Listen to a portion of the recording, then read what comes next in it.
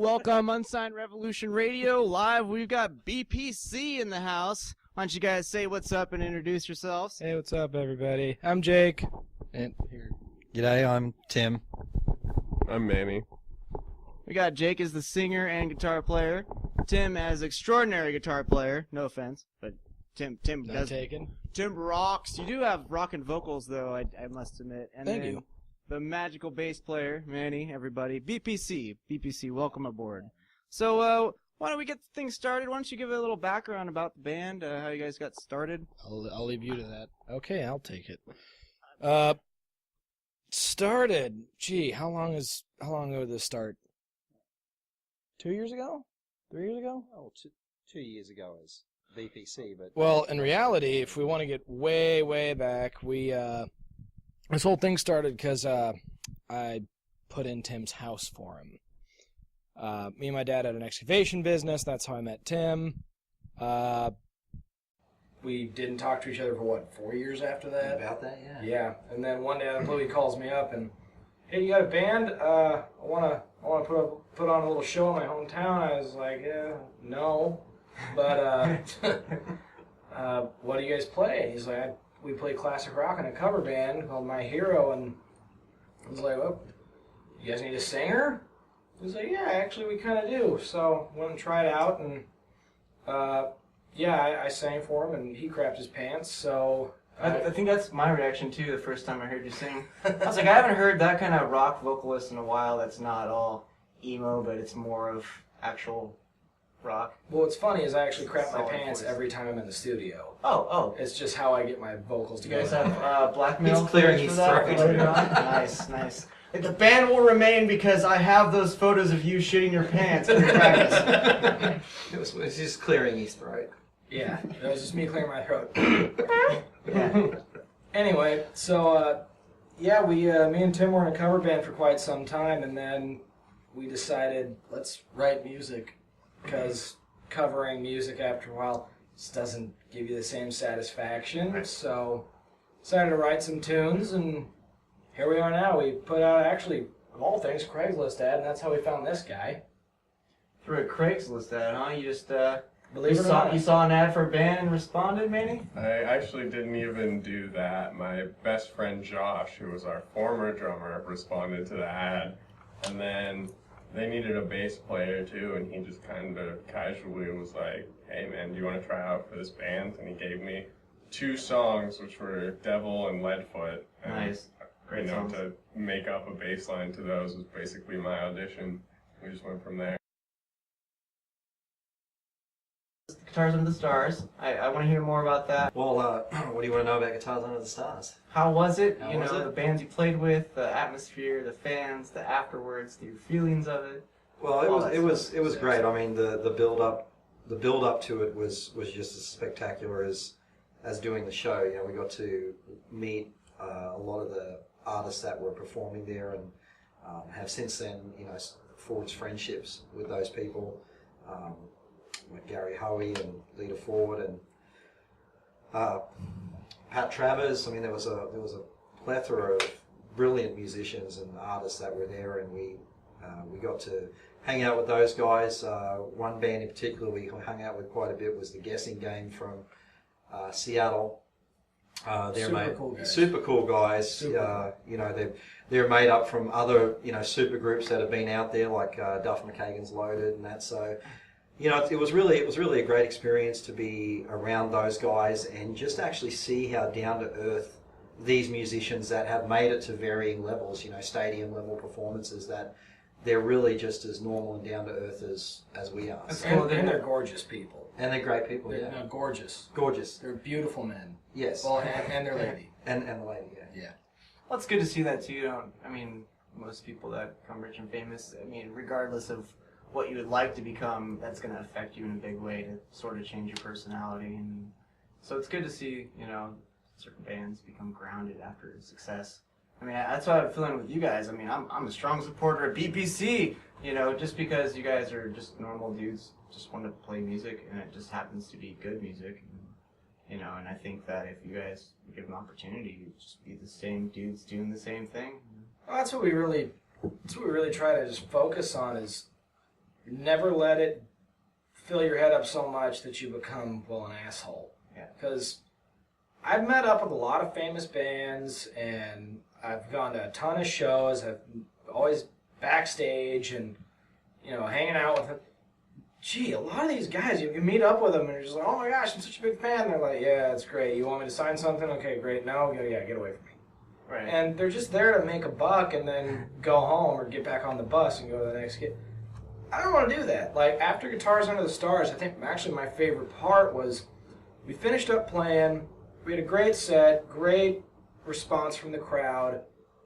And honestly, what just put me through the roof was we get off the stage, and actually it was all the kids, all the parents would bring their kids, and they were all so excited to just meet us. And we're not a big name at all, but these kids were just looking at us like, oh my gosh, this is so cool, you get to meet the band. And so yeah, we're signing T-shirts, and they're all asking for pics, and it's a good feeling, you know. Yeah, I don't think I left with a pic and left. I mean, I was just like, can we stop by the guitar shop on the way home? One kid wanted my shoe. I was just like, yeah, I kind of need that to walk home. Yeah, I kind of gonna need that. I'd probably give a fan my shoe if you really wanted it that bad. If I had like a dressing room with another shoe, maybe. With another shoe, yeah, I'd do it. But at that point, you know, there's just grass. I didn't want to put up with that. But no, it was a really, really cool feeling just to have all the kids just come up to you and go, you know, wow, it's so cool that you're playing music. Oh, we want to be like you when I grow up. I'm like, yeah, no, you don't. Musically, yes, maybe not. Yeah, musically, that's great. But yeah, apart from that, no, I'm not that bad. I'm not that bad. I'll be honest. So the music itself, you know, you guys like sit down and write it and just really concentrate on building it, or do you just pick up your guitars and be like, hey, let's jam until we got something good? Is there a structure, criteria behind it or anything? How it kind of worked was with our first two, I don't know if you could say our signature tracks would be, for a lot of people, would be When the Devil Knows Your Name and Leadfoot. Yeah. Blackberry Wine's pretty good. A lot of people know that one too. When the Devil Knows Your Name, that came out, I was sitting in my house and grabbed a guitar. Actually, I was listening to a lot of ZZ Top.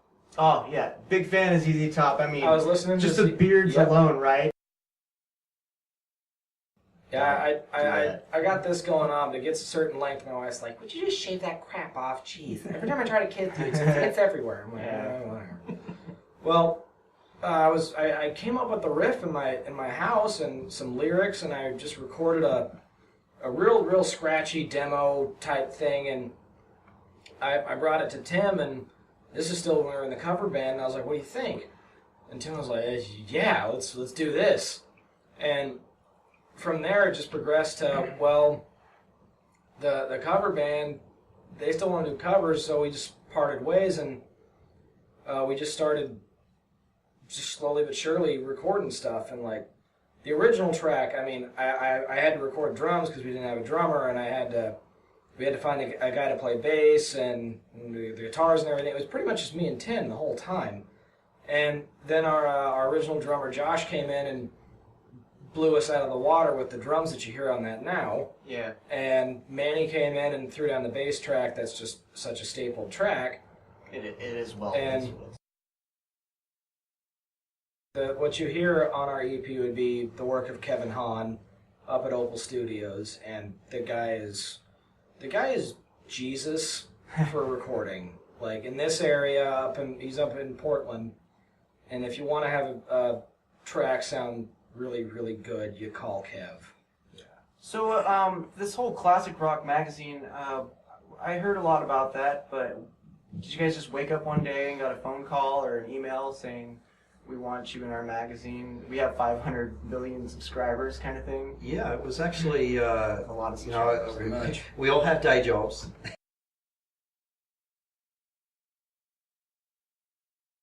Yeah, went into work, and I get most of the communications for the band, and there was an email from the one of the editors at Classic Rock Magazine, which is a UK-based magazine that's worldwide subscribers. Right.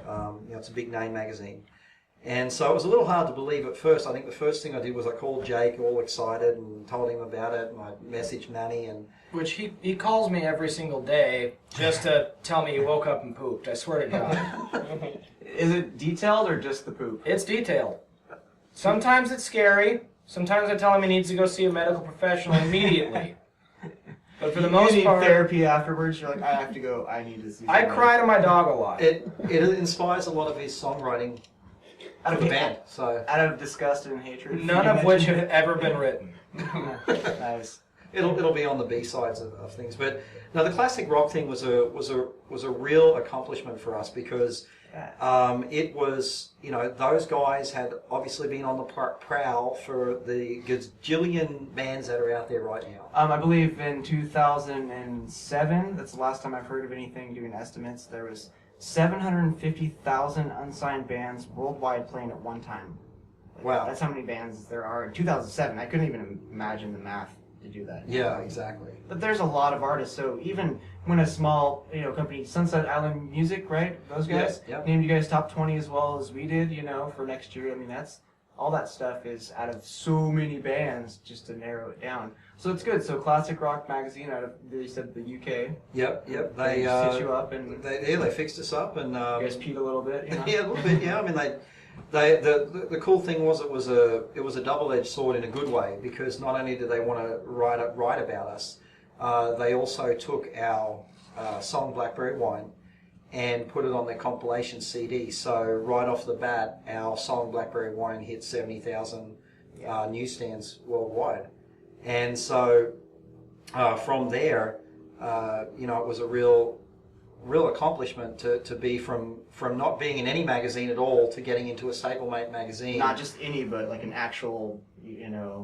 big time kind of. Big time magazine, yeah. They might not be the biggest, but from a local band that's just doing their thing to get Right. something like that. Well, it was also the title that all that went under too. Is that out of that selection of all the bands that they have come across their magazine and write to them and everything, the whole point of it was to get named as one of the 15 most powerful new rock bands. Yeah. And that was out of a lot of bands that they'd researched. So that was again a real honour there. And it was actually a funny story. Our good friend Brandon Cook, who's from the band Black and Blue, big band from the 80s, making a comeback right now.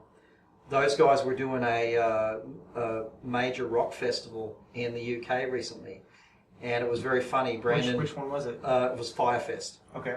and Brandon called me and sent me a text because he had gone to a local restroom there, and the Classic Rock magazine was sitting on the sink next to the bathroom, and he opened it up and opened it directly on the page of our band. So it was like we were countries apart. It was sort of uncanny, but So yeah, now every time he takes a shit, he's gonna remember us. yeah, he's going to remember us. So. So yeah, double-edged sword. Double-edged sword, yeah. It was literally a crappy review. Not really. It was a great review, but so that's what's happened with Classic Rock. And since then, that's opened a lot of doors for us with other magazines. We're getting an article written up with a Spanish rock magazine, an Italian rock magazine, and recently Which I can't read any of. which we can't read anyway, and more recently a German rock magazine's wanting to write up on us Google too. Translate, I mean, There you go. or get a translator, one of the two. But that's good. I mean, not just America or UK, but several different countries and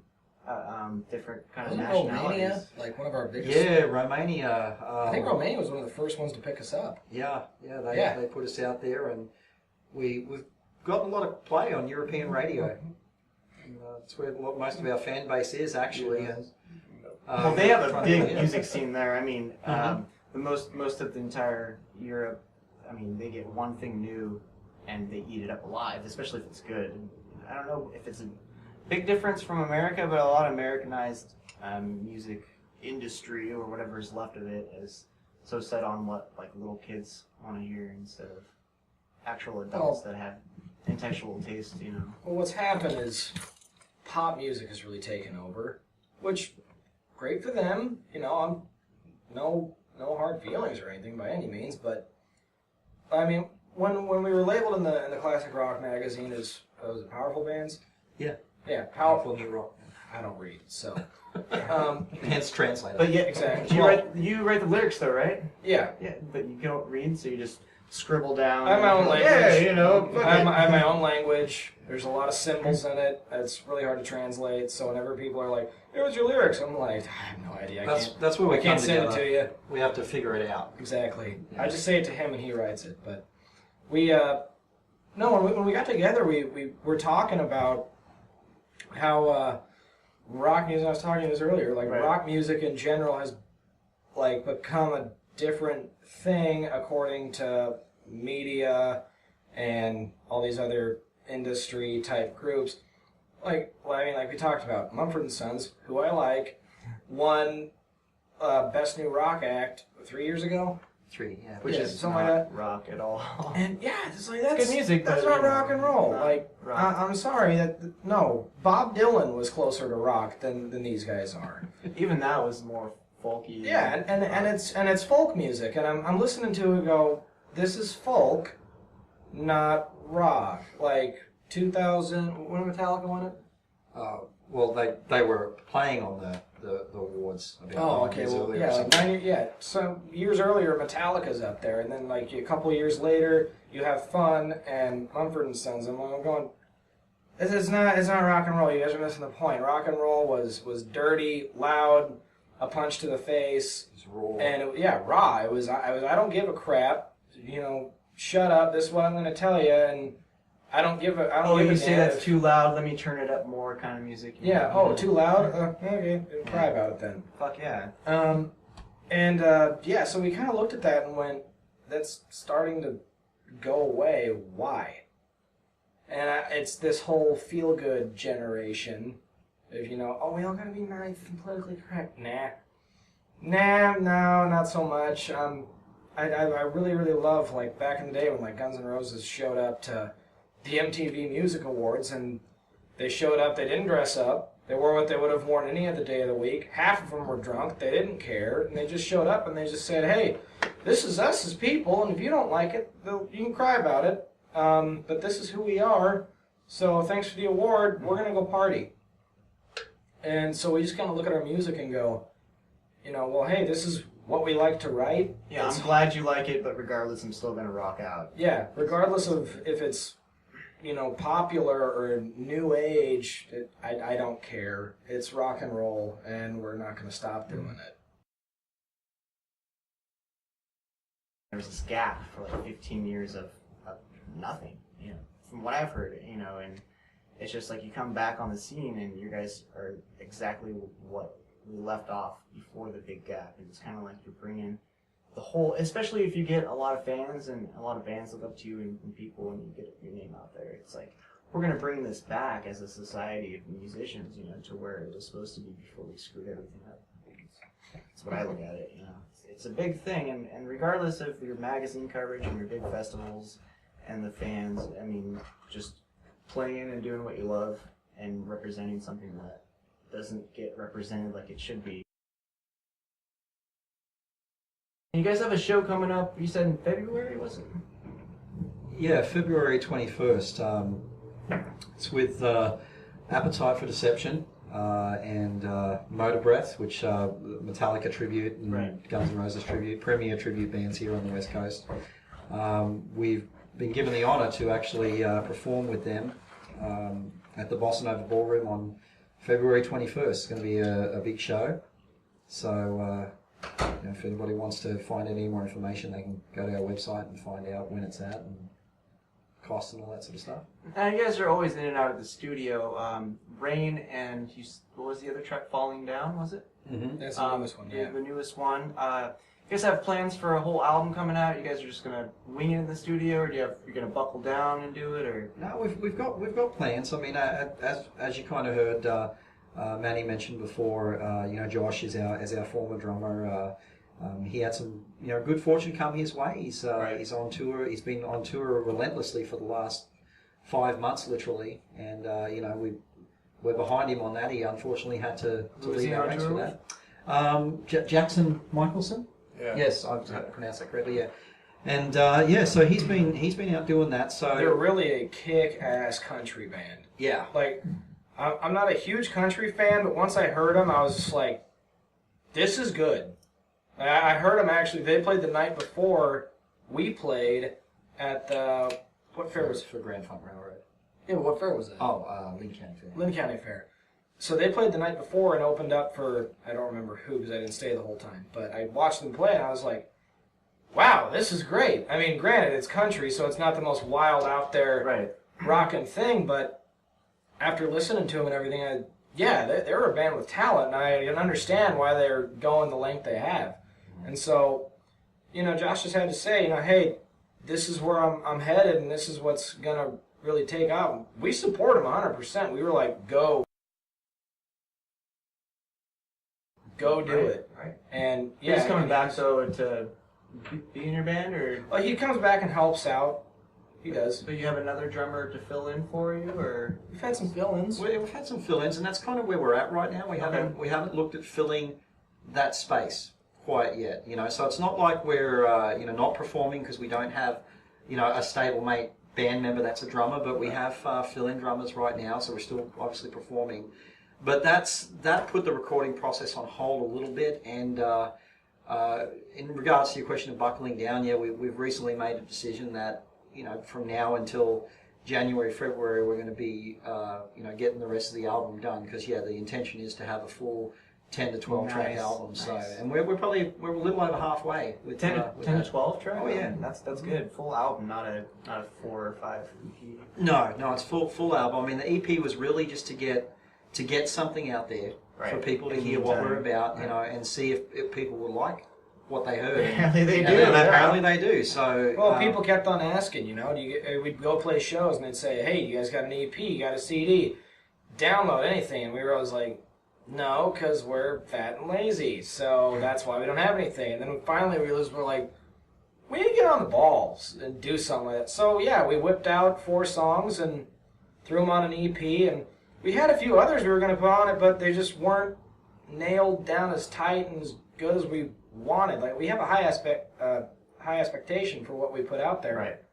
So Well, you have to be. yeah, I mean, you don't want to put crap out there. No one Especially will the first tracks you release. You don't want to be like, oh, hit and miss, hit and miss. You want to just put out the best ones. Exactly. And so we threw something out there just so people could have something that they could hold in their hand and go, oh, this is what I'm waiting for.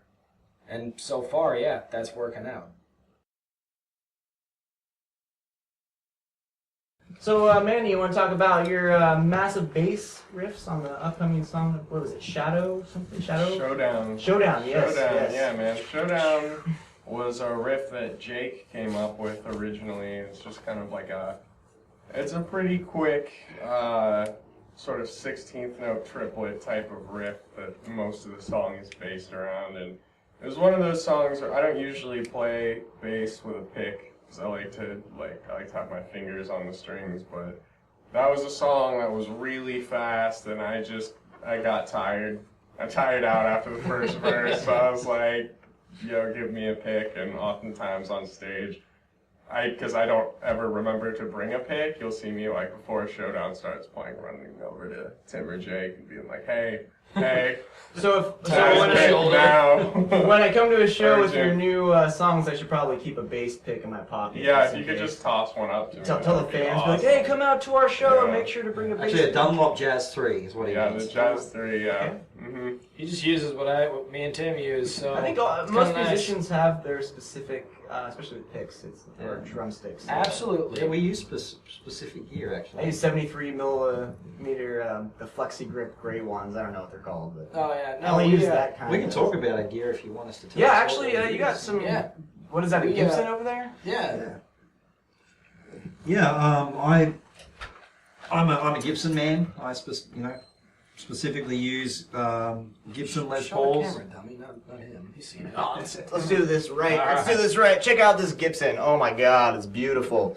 Look at this bad boy. Let's get it in the camera. Yeah. Let's do the up and down motion.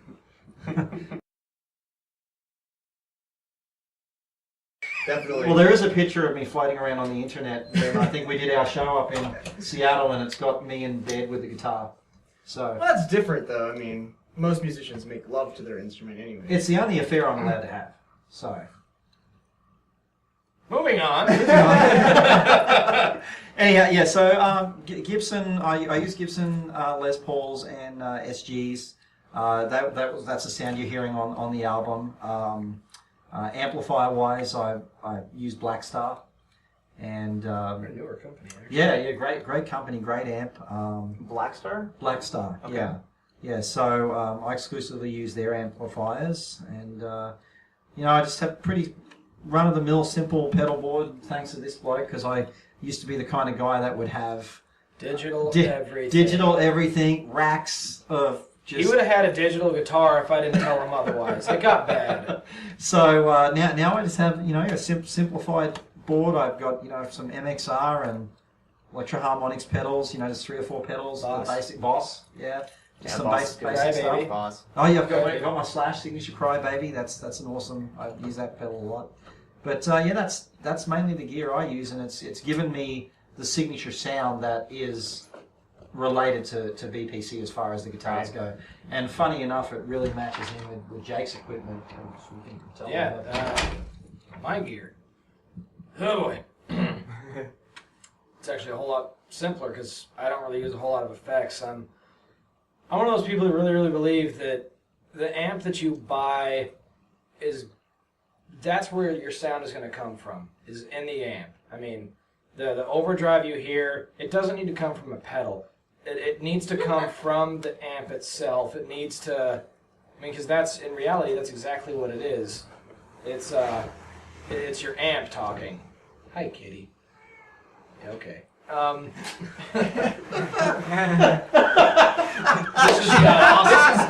Okay, this is Sierra. If you guys didn't watch the last couple interviews we've had, she's interrupted all of them. She is a She's part of my gear. Yeah. Cat is an evil bitch. Yeah. There you go. Anyway, so I've been using This is awesome. So my main Just comes up randomly. Yeah, at least you guys attract pussy, right? oh, it's awesome. That's the most he's ever gotten. I think. Wow, Tim. Anyway, Cheating. where was I? Your gear. Your gear. Yes. Yeah. So then we can get over to Manny's gear. He's got it covered, actually. So oh god, for an amp, I run Mesa. I got a Mesa Roadster, excellent head. I love it. Really, Mesa's been the staple amp I always fall back to. I've tried a ton of others, and I like their sound, but when it comes to that raw punch and power and grit that I want to hear in our music, Mesa just delivers flawlessly every single time. My guitars, I'm also a Gibson fan. My main guitar is actually an ESP Deluxe. The active pickups that you get in that just drive that amp just to that mark where... Not too much, but that solid, crunchy. Exactly. Yeah. It's just that crunch and that tight tone, almost a pop that you get out of it that just really tightens up that tone and gives that rhythm just an excellent punch. Occasionally, actually, some of the newer stuff we're coming out with, some of it's a little slower. There's actually, I pulled out my piano for a new one that we got coming up. Nice. And so we have 2 versions of it right now. We just can't decide which one we want to release. One with piano or where I use my my MXR phaser. You guys gonna release them both and have like your fans? We have an alternate version. Yeah, we'll probably just do an alternate version on the album. We don't know yet. You could make it a bonus track. Just Yeah. a hidden track. Absolutely. Hidden track remix. Or something. Apart from that, I'm using a Zakk Wylde signature wah, which that thing screams. Every single time I step on it, I'm just like, oh my god, I just want to use this and nothing else forever because, yeah, it's awesome. It's Zakk Wylde. That guy's got like the most signature. Pretty much, yeah. If it Wah has his tone name on it, ever. it's gonna sound good. Yeah.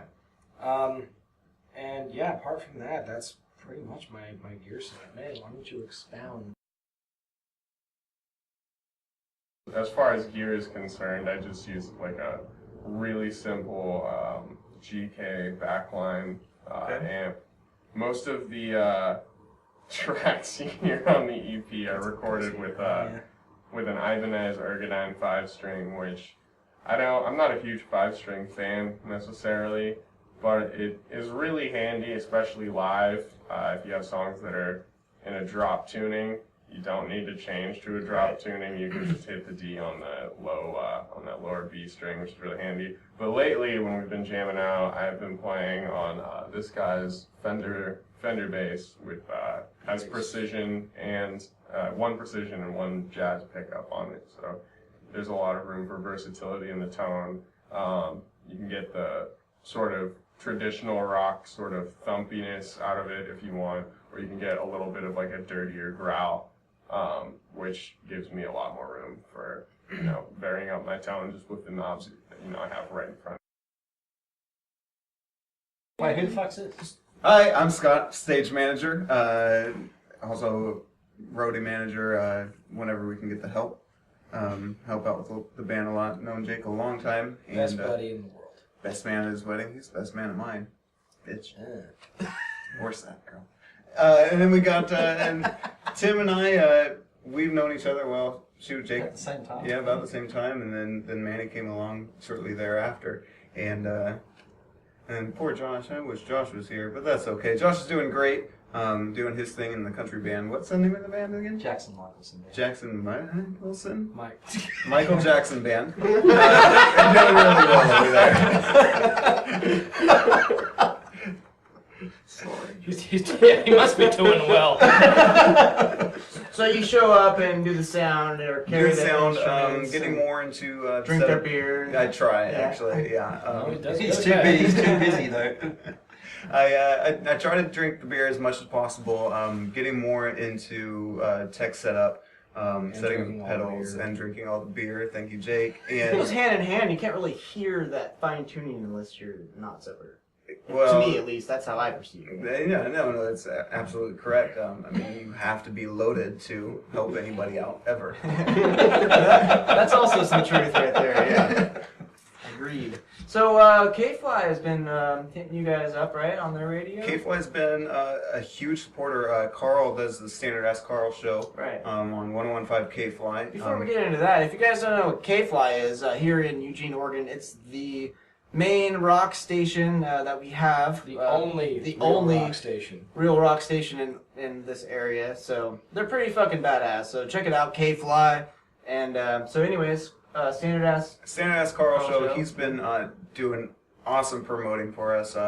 He does a call-in hour from 12 to 1. All and request. All requests. And I call in, at least once a week. I know I'm not supposed to, but I do anyways because I like hearing you guys on the radio. But he was on there one day, and just after he had wrapped up the show in East Powder County, they are by far the most requested band on this radio station. I get multiple calls for them every single day. So, and he promoted the whole gig and everything like that. It's coming up on February 21st with Motor Breath and Appetite for Deception. I actually got a funny story about the K-Fly deal.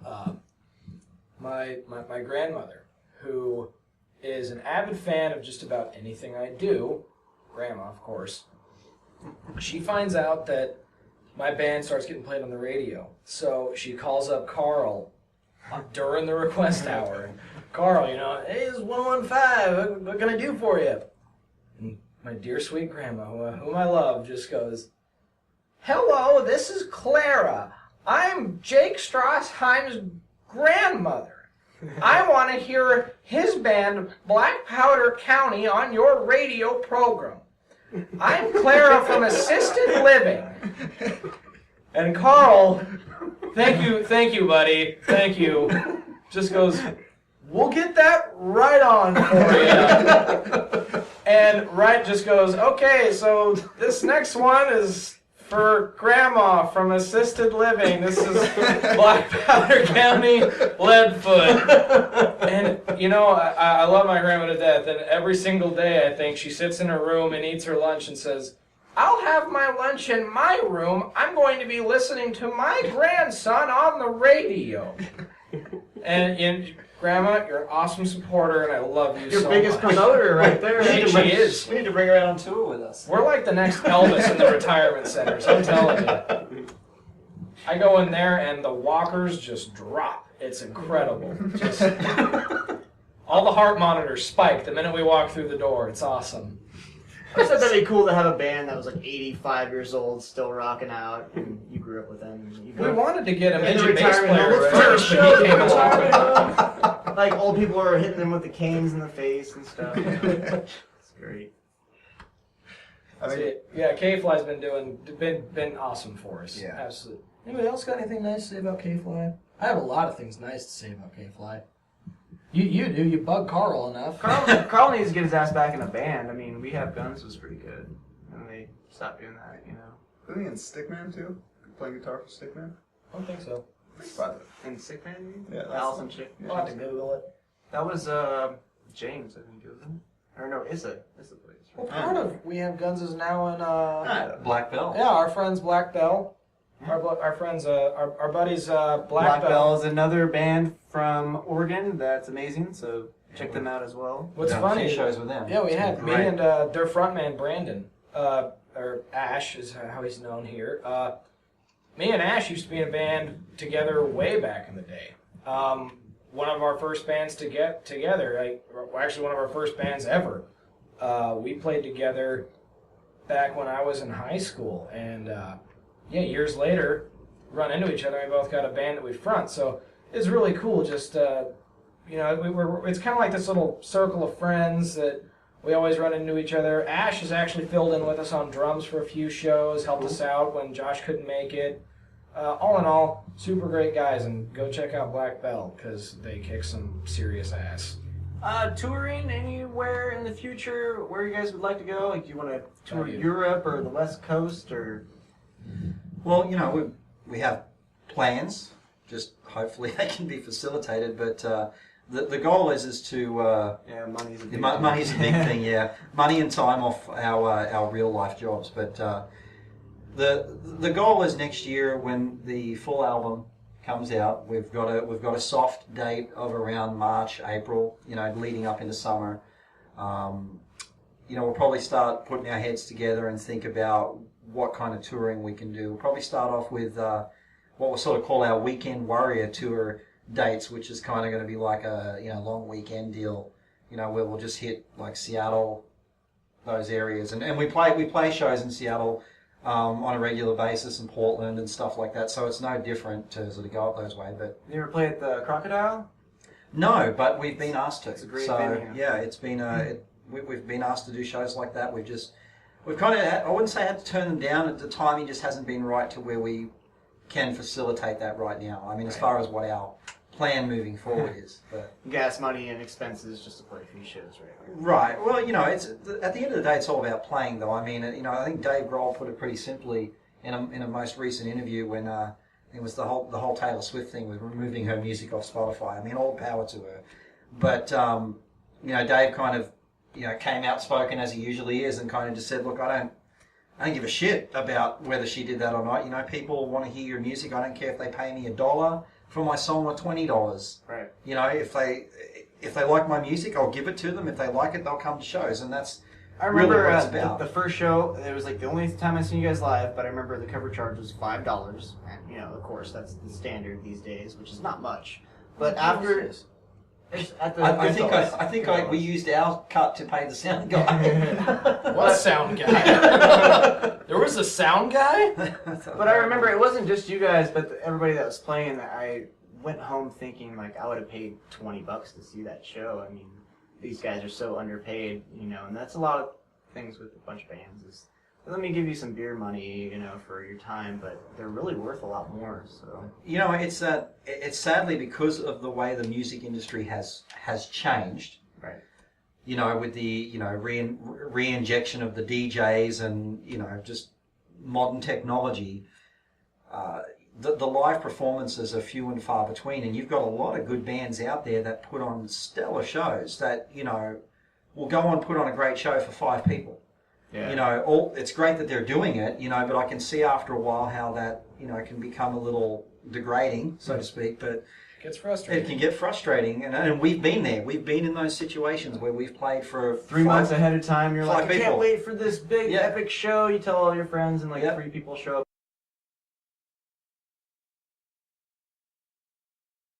it's a nice feeling to get like a giant crowd, but at the same time, like even like you said, if it is 5, if it's 10, if it's 10,000, for me personally, it's not really the numbers. It's what did those people walk away with? Right. Did they walk away with a great time and going, I want to go back and see these guys. I want to check them out on Facebook.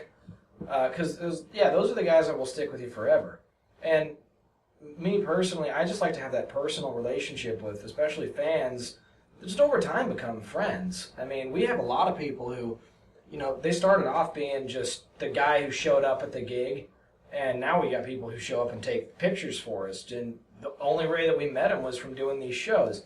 And other guys are just, hey, you need a sound guy for this gig? I'm not doing nothing. I seen you guys once at some bar that there was like 4 people and I was there. Oh, cool, yeah, man, yeah, sure, come with us, or hey, you need some help at your merch booth. And so many people that just you meet up with them, you get to become friends, and they spread a good word for you, and in return you do the same. You get to help each other out, you get to make good friends in the process, and you just get to walk away with a good sense of, well, you know what, even if I don't make $1 billion off this, I still get to walk away with a lot of good friends and good memories and good people.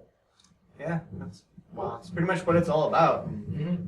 Not everybody has the same outlook on that. No. Well, it's been completely organic for us too. I mean, a lot of, even the bigger bands, like if we're talking social media, they'll go out and they'll buy likes and things on Facebook or Twitter or whatever, and that they get everything you see with us is 100% organic. We've not gone out to gain fans by other means. I mean, the fans that are on our pages and our, if you want to be that kind of techno geek and check out numbers on social media sites, it's all been completely generic. People who have heard our music, come and seen us, word of mouth, just general promotion of what we've done. We don't buy our fans. We don't buy our fans, and I mean. Or hey, like our page, and we'll give you a T-shirt or something like right, that too. Right. I mean, occasionally we do things like that, but it's more of a giving thing to the fans. Right. It's not about I need more likes and more people. No. I mean, if you even look at our social media, I mean, looking at what we've done since we've been a band in the last 18 months has, to be honest, what most bands will strive and try to work for over a 5-10 year period. I mean, some of the we've opened from major national acts. I was going to say, you guys been around 18 months. That's as the unit, we and you've already put out some tracks, and then you're going to put out a 10 to 12 album. That's fast. That's exactly what you're saying. 5 years, 10 years sometimes.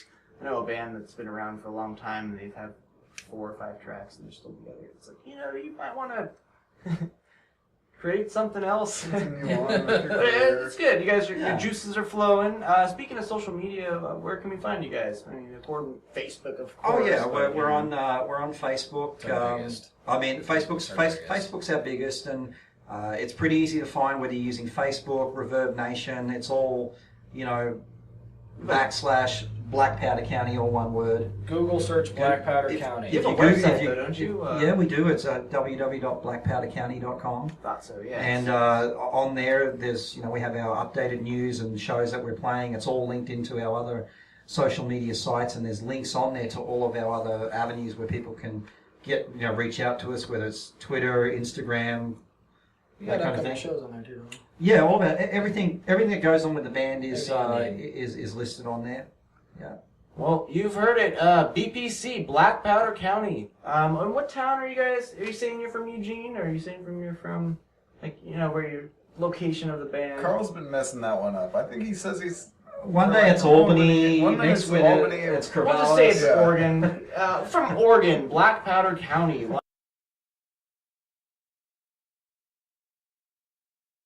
Unside Revolution Radio. If you like what you heard, go like them on their social media. And we've got something for you, actually, for having us on here today. Nice.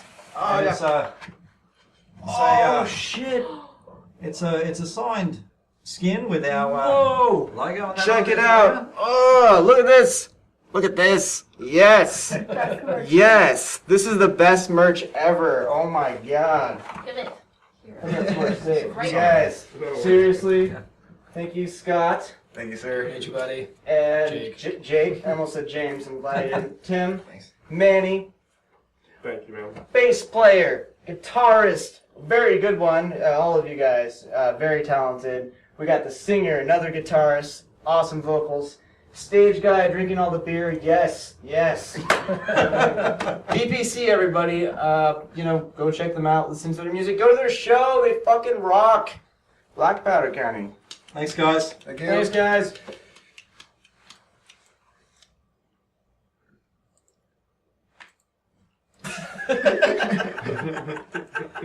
That's. Hold on. Just stop.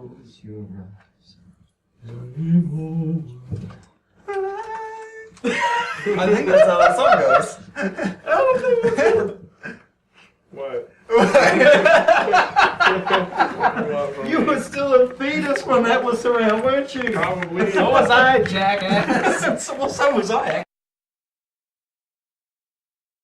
In that case, No, I don't know. Should I keep that? My pad, my belt. Here it is, dude. Manny, I'm telling you, man. This is my jam right here. See my legs moving?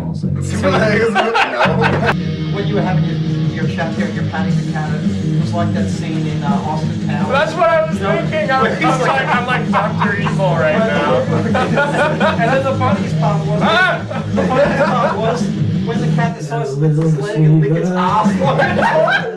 That's just what got me. I was like leaning over, the cat just goes. Yeah, so my bass stuff is just bassy and We're good. So Manny, we're going to talk about the amazing bass line you've currently laid down for the new track of Black Powder County called Showdown. You want to tell us about that?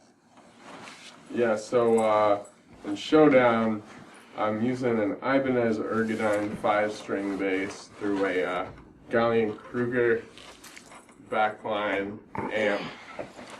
You're gonna hear. Oh. We're going to hear something. That was horrible. Sorry. I don't even know. On three. We're Black Powder County, and you're listening to Unsigned Revolution Radio. Man. Yeah. Give me something. Oh, that's better. Oh, yeah, thanks. Probably the opposite leg. I won't cross my legs. You're just going to leave it Maybe you Yeah. should cross them like I'm this, open for actually. Maybe we should get the cat back. She's outside. Sorry. Whenever you guys are ready. introduce yourself, Yeah. shithead. Oh. Hey, I'm Manny. This is not fucking So hard. we'll re-edit this again. I'll kick it off. All right, Okay. Manny, go ahead and let's work down the way. All right. Hi, I'm Manny. Hi, I'm Decoy from Black Powder County. And I'm Jake. I'm their front man. You are listening. To Unsigned Revolution. Subscribe, bitch.